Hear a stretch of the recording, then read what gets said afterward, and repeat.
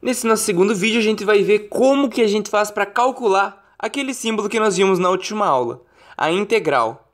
Se vocês recordam, integral é igual à função de x vezes dx, ou seja, a soma de cada um daqueles retângulos.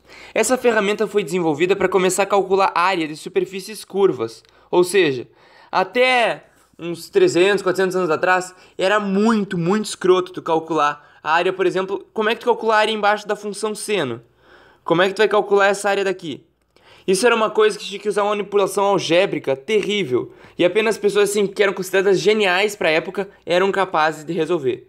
Depois do desenvolvimento desse símbolo, que a gente vai chamar de integral, cara, qualquer pessoa, ficou um conteúdo assim acessível a qualquer um que queira se dedicar umas 2 horinhas para aprender o conteúdo.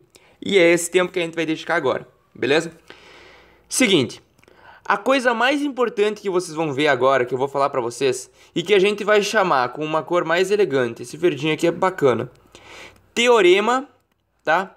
Fundamental, então quer dizer que ele é de, sei lá, fundamental importância, fundamental, do cálculo. É o teorema fundamental do cálculo, beleza? Ele nos diz que a operação inversa a integral é a derivada. What? Então, se eu digamos que eu tenha tipo y de forma bem acochambrada em notação. Y é igual a integral de f de x dx, beleza? Y é a integral disso daqui. Então quer dizer que a derivada, eu vou derivar y, é igual a f de x. Vocês já vão entender isso melhor, só tentando mostrar para vocês. Esse é o teorema inicial de tudo. A derivada da integral é a própria função. Entenderam? A derivada da integral é a própria função. Por quê? Porque assim como o mais é a operação inversa do menos, assim como o vezes é a operação inversa do dividir, a derivada é a operação inversa da integral. Tá certo? Grava isso na tua cabeça e eu já vou mostrar exemplos de como que a gente faz isso, tá? Então, exemplos bem básicos. Eu quero calcular a integral da seguinte função. Nem preciso colocar o y, só para encher o saco. Eu quero calcular a integral da seguinte função. X vezes dx. Como é que eu calculo essa integral? Ora, eu sei que a derivada da minha função tem que dar isso daqui. Beleza? Que derivada que vai me dar isso daqui? X ao quadrado dividido por 2. Concorda comigo? Se eu derivar essa função daqui, deriva x ao quadrado sobre 2, a derivada disso vai dar x. Confere? Mas isso não é o inverso disso? Então quer dizer que a integral de x dx, a integral de x, esquece o dx por enquanto, a gente sempre vai escrever ele no fim, já tu vai entender o que ele está significando ali, beleza? Mas a integral do x dx é igual a x ao quadrado sobre 2, mais uma constante.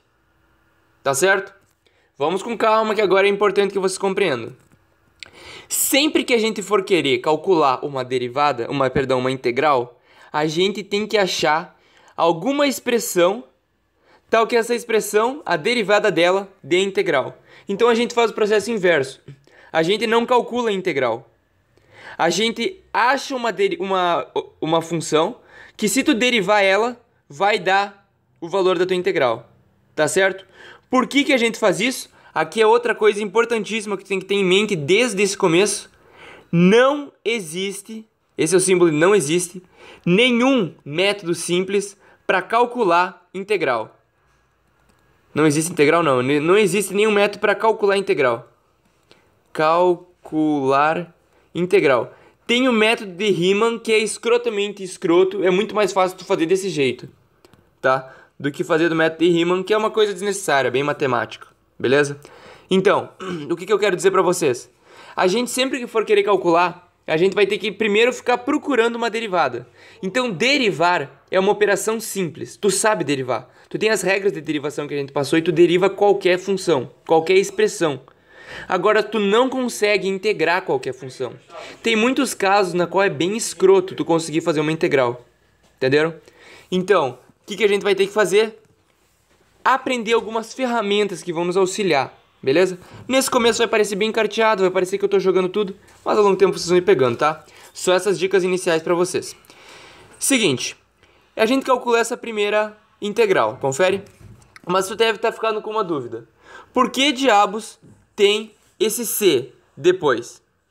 Horas, porque qual que é a derivada desse lado direito? A derivada de x ao quadrado sobre 2 é x, só que a derivada de c, que é uma constante, é zero. Tá certo? Ou seja, sempre que a gente pegar a função, poderia ser que essa função aqui fosse x ao quadrado sobre 2 mais 5. Tá certo? A derivada disso daqui é o quê? A derivada disso daqui é x. Ah, mas a derivada da função x ao quadrado sobre 2 mais 3. A derivada disso aqui é x. Então existem infinitas expressões que, quando derivadas, dão x. Tá certo? A integral de x, então, não tem um valor fixo. A integral de x é qualquer expressão da forma x ao quadrado sobre 2 mais c. Vamos para um outro exemplo, para ver se vocês estão pegando. Calcular a integral de 1 dx. Como é que eu calculo a integral de 1? Horas. Eu sei que valor que derivado dá 1. Pensa aí, se eu derivar o que vai dar 1? Ah, se eu derivar uma constante, certo? Não. Se eu derivar uma constante dá 0. Se eu derivar x. Se eu derivar x dá 1. Mas se eu derivar a função x mais 1, também dá 1. Ah, mas se eu derivar x mais, sei lá, x mais 1000, a derivada disso daqui não é 1? É. Então, não é um número qualquer que pode ser aqui. Pode ser qualquer número. Tá certo? Não é o 1, o 1000 ou o 5. É x mais uma constante. Porque a derivada de todas essas expressões, todas elas vão dar 1. Então a integral disso é isso. Tá certo? Estão entendendo a ideia? Vou fazer mais um pouquinho aqui, trabalhar de leve, só para vocês captarem bem, tá? Seguinte, eu quero calcular qual que é a integral, mais uma expressãozinha, de x ao cubo de x. Isso aqui é igual a, pensa aí, x a 4 sobre 4 mais uma constante.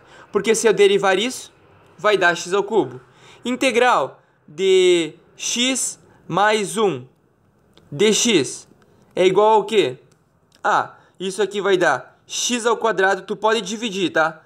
Fazer isso aqui só uma vez. Na prática a gente nunca faz, mas tu pode dividir a tua integral. Então isso aqui é igual a integral de x dx mais a integral de 1 dx. E a integral de cada um deles tu sabe fazer, né? Na prática tu não vai ficar dividindo, tu vai olhar e vai integrar. Mas isso aqui vai ser igual ao quê? X ao quadrado sobre 2 mais uma constante, mais x mais uma constante 2. Confere? Só que eu não sei quanto que vale essa constante, tá certo? Tipo, C1 e C2 podem ser quaisquer valores. Então por que eu não junto eles em uma constante só? Porque eu não sei o valor de C1, eu não sei o valor de C2, então não muda nada se eu escrever ele duas vezes.